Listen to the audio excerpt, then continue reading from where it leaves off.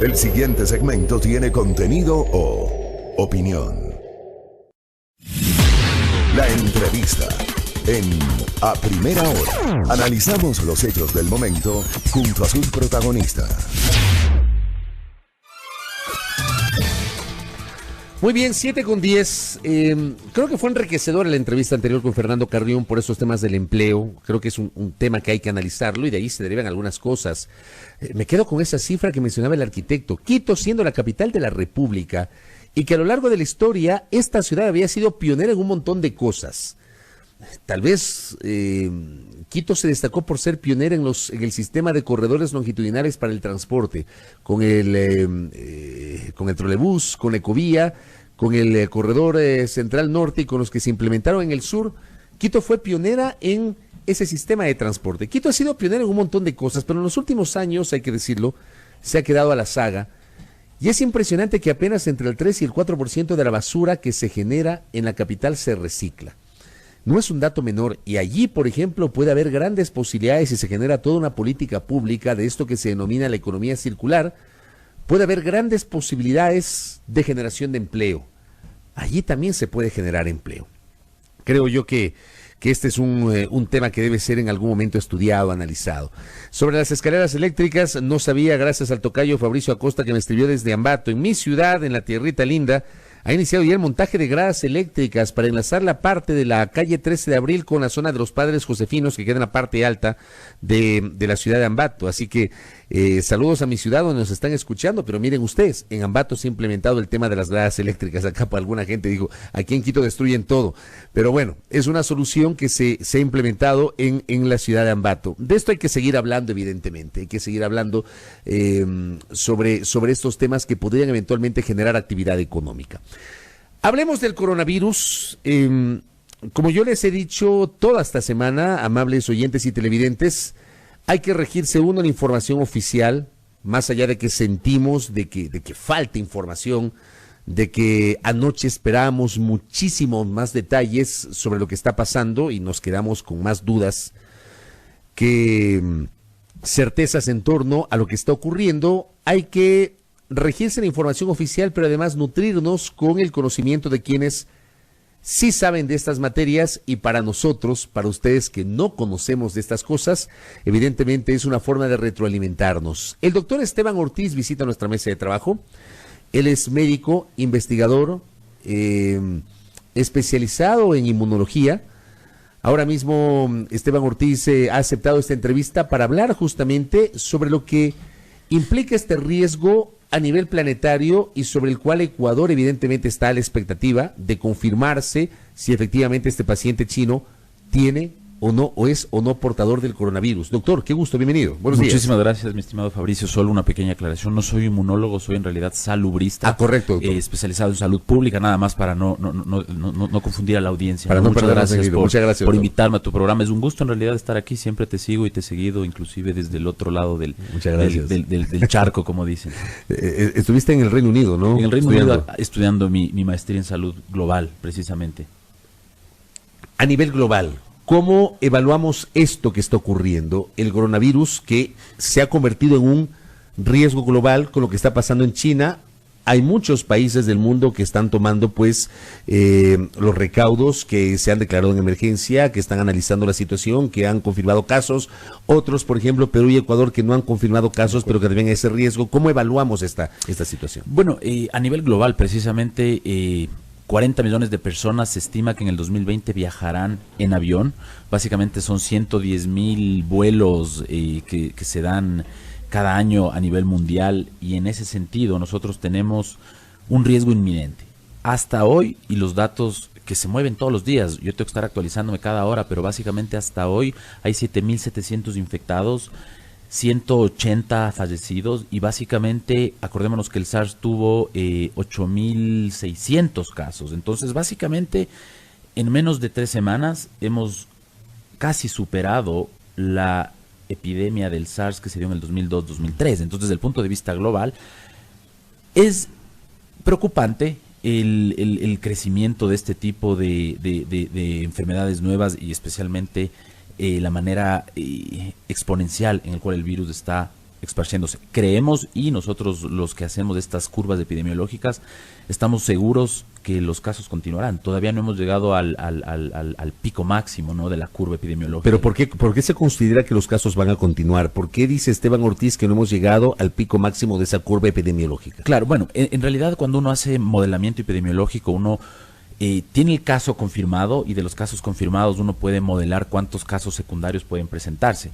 Entendamos que el reporte más conocido dice que el coronavirus surgió en el mercado de Wuhan básicamente el 12 de enero. Sin embargo, un estudio que salió hace 3 días en la revista Science sugiere que el brote empezó en realidad en noviembre y que no fue en realidad el mercado de Wuhan la fuente primaria, sino que pudo haber sido tal vez un animal de una de estas granjas que se infectó antes de llegar al mercado, y que claro, cuando llegó al mercado también el virus proliferó. Acordémonos que de los 2 estudios clínicos de la descripción y caracterización del paciente, hay uno que salió hace 1 semana y media con 41 pacientes, hace 2 días salió uno con 91 pacientes, y básicamente lo que te dice este cuadro es que más del 40% de los casos no tiene ningún vínculo con el mercado. Entonces se espera que el pesquisaje epidemiológico y básicamente la captación de casos fue tardía.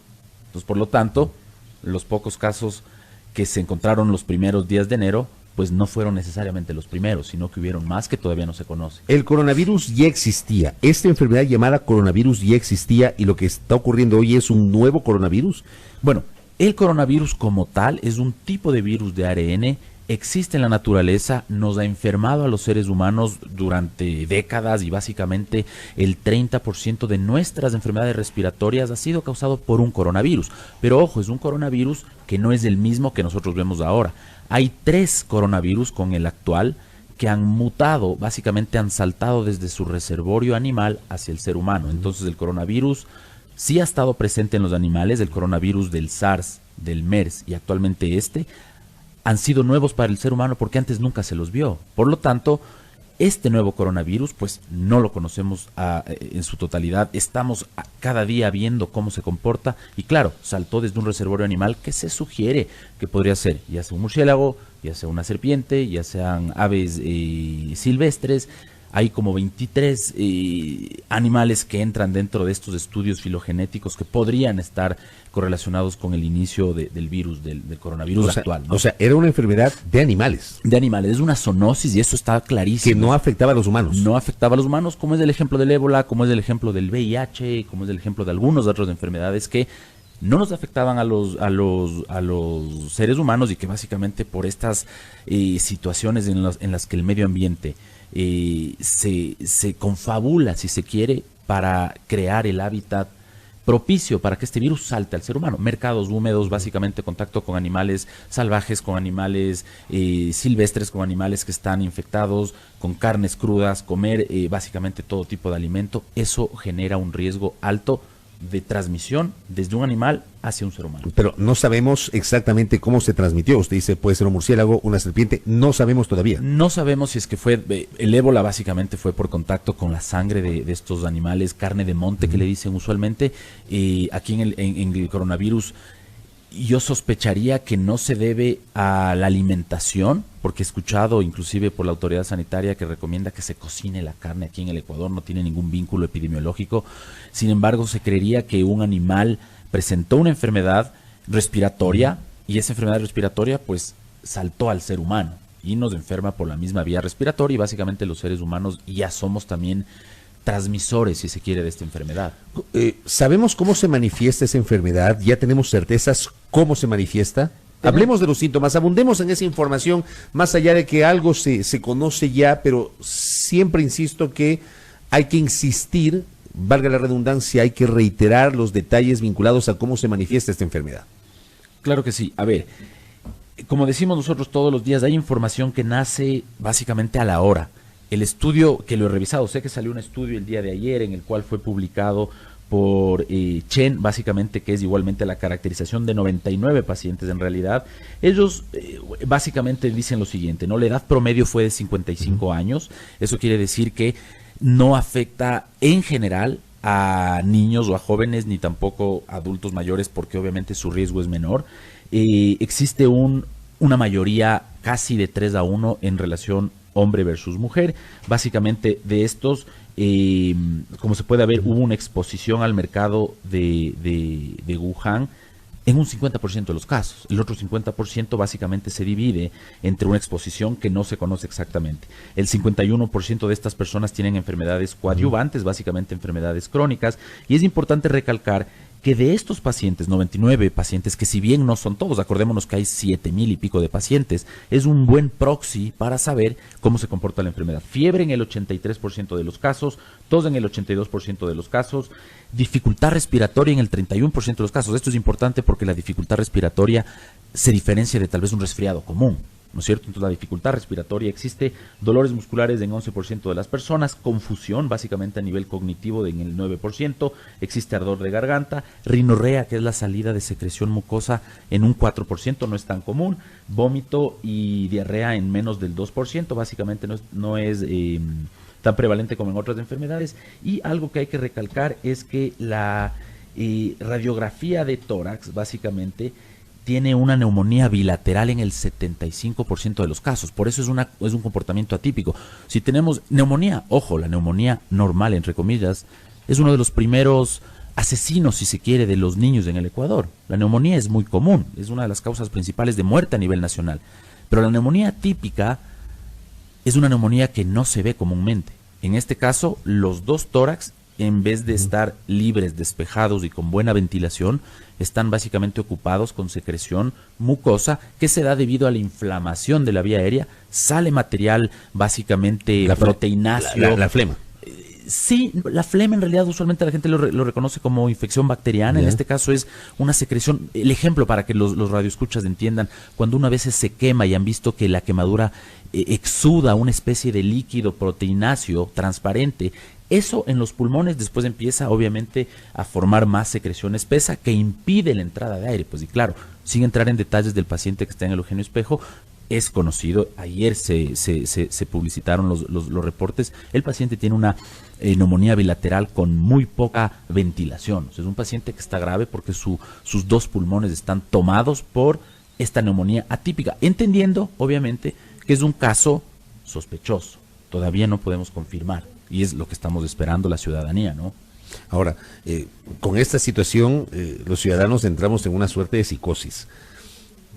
Probablemente si empezamos a sentir malestar asociado a la gripe, dolor de cabeza, dolor de garganta, fiebre, secreción nasal, lagrimeos, estornudos, qué sé yo, ¿cómo tratamos de mantener la calma en este ambiente de psicosis? Digamos, una gripe que uno puede tener, ya asociada con estos síntomas, pero con este ambiente de psicosis, ¿cómo diferenciamos?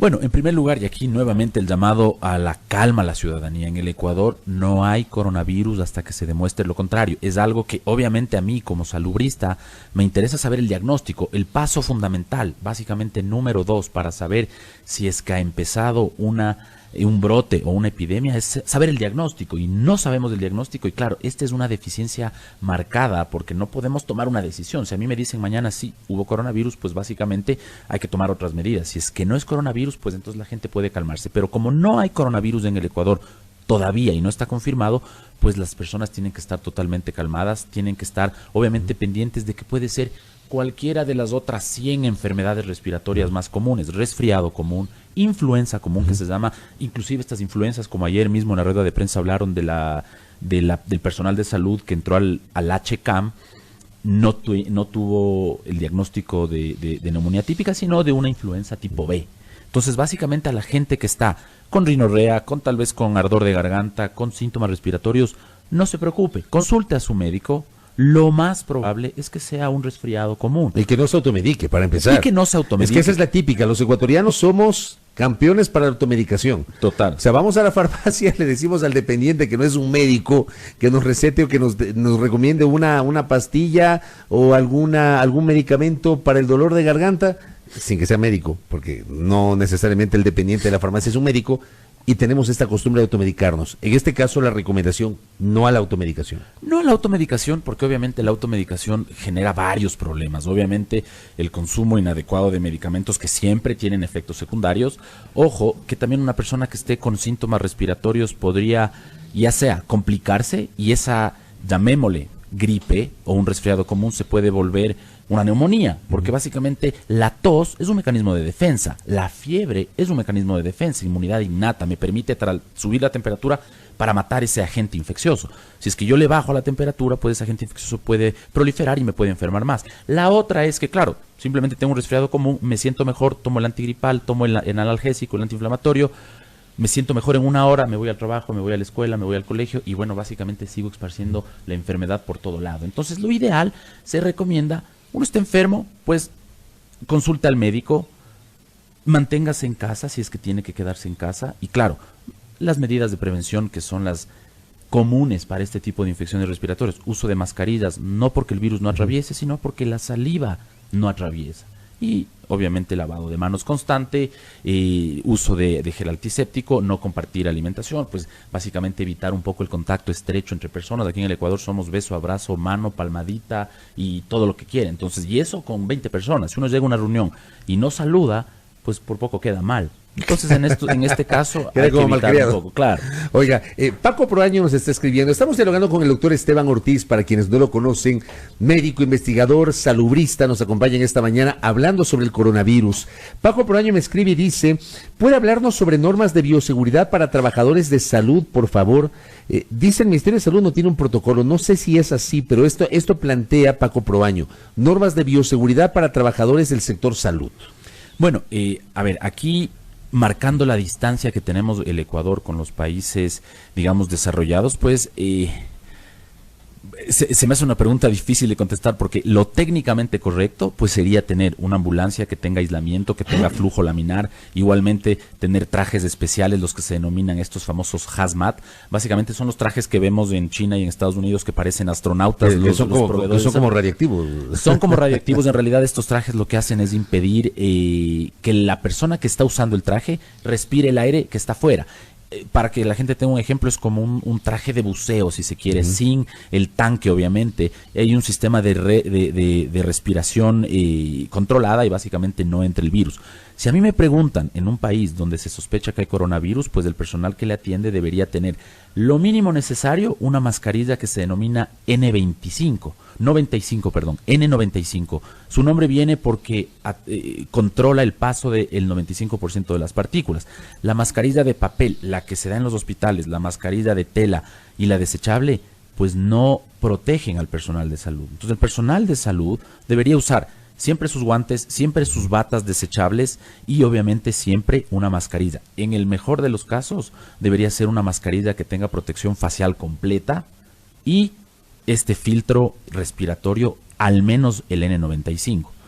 Si es que en las condiciones necesarias del país no se prestan, pues hay que tratar de usar otras medidas como aislamiento al paciente, tratar de aislarle en un cuarto totalmente hermético, si se quiere. Aquí en el Ecuador no hay cuartos aislados que contengan flujo laminar. El flujo laminar es básicamente la entrada de aire o salida de aire de manera controlada. Yo decido si es que quiero que el aire entre o quiero que salga. En este caso no queremos que el virus salga, por lo tanto la presión adentro es negativa, si se quiere. Eso no hay en el Ecuador. Correcto. Doctor, le quiero plantear algo.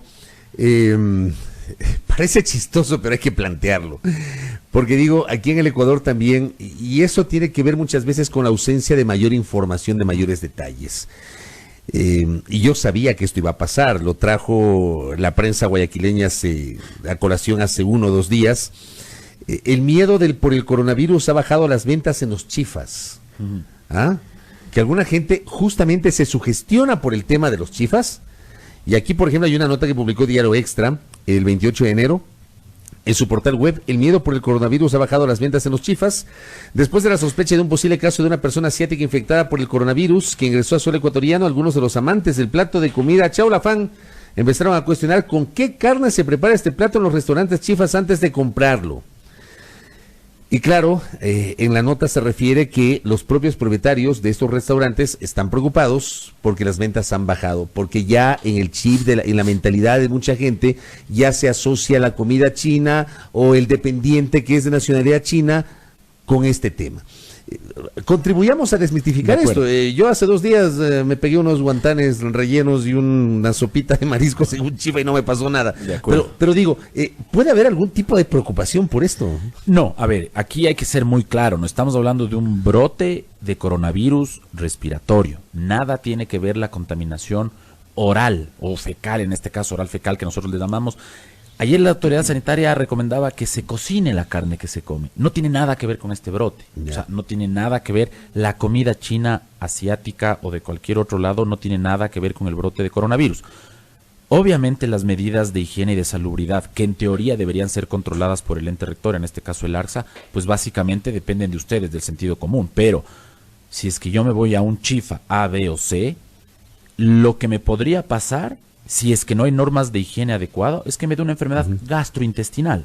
No me va a dar una enfermedad respiratoria. Entonces, por favor, en ese caso, tengamos en cuenta que la lógica y la práctica epidemiológica es muy clara. El vínculo entre la comida, y peor la comida china, y el coronavirus es nulo. En lo absoluto existe una relación entre estas dos variables. Correcto, sí me parecía interesante consultar esta pregunta hasta para desmitificar y tranquilizar a la gente. Miguel Ortega me dice... ¿qué pasa con los compañeros de viaje quienes estuvieron en el mismo vuelo con el ciudadano chino que hoy está aislado? No sabemos, insisto, hay que reiterar, no ha llegado el coronavirus al Ecuador mientras no exista una información confirmada oficial, hay que reiterar en aquello, pero el paciente está aislado, tiene complicaciones médicas, hay una alta probabilidad de que fallezca según las propias autoridades, pero ¿qué pasa con las otras personas que pudieron haber tenido contacto directo o indirecto? Por ejemplo, en la misma aeronave en la cual llegó el 21 de enero acá al Ecuador. De acuerdo.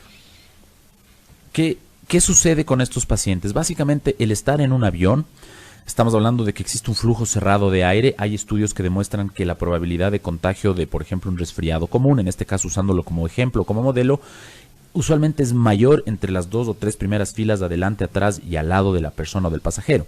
He escuchado de las fuentes oficiales que se está haciendo un seguimiento epidemiológico a todas las personas que abordaron el avión y a todas las personas que aparentemente estuvieron con el paciente.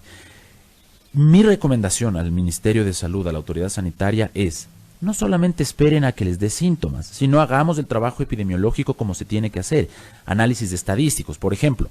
Tal paciente estuvo en contacto, estuvo en el avión, ¿él con quién estuvo? Hagamos del cerco epidemiológico, hagamos al menos el trabajo, el simulacro, si se quiere, en el peor de los casos, de hacer el seguimiento completo, de saber exactamente dónde está cada paciente y posible cada caso sospechoso. Acordémonos, y esto es algo que yo le quisiera preguntar a las autoridades sanitarias. Ellos sacaron un reglamento, si se quiere, una normativa en el cual ellos básicamente estipulan los lineamientos en relación al coronavirus en el Ecuador y obviamente definen sus casos. Esa es una parte fundamental. Aplaudo que hayan definido el caso sospechoso, donde básicamente un paciente con síntomas respiratorios graves, que haya tenido historial de viaje en China o que haya estado en contacto con un trabajador de la salud, pues se denomina un caso sospechoso. Y ahí en este caso yo recalco, un caso sospechoso dice: tenga una ocupación como trabajador de la salud en un entorno que atiende a pacientes con enfermedad respiratoria grave aguda.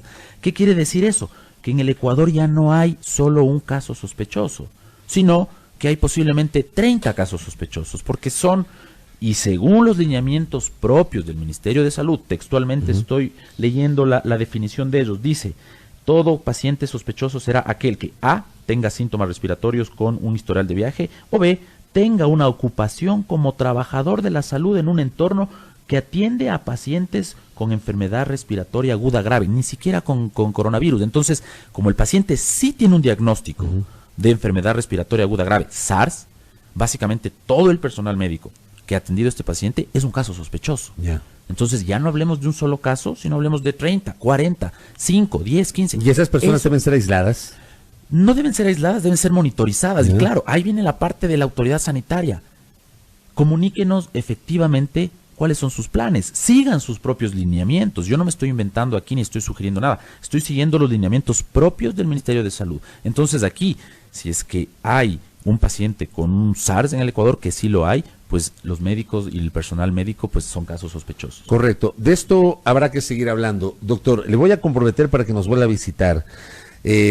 Conforme evoluciona este tema, porque evidentemente usted ha tenido la bondad de que, además que tiene experiencia en radio, el doctor Ortiz, ha tenido la gentileza de ser muy didáctico en la explicación en torno al tema del coronavirus.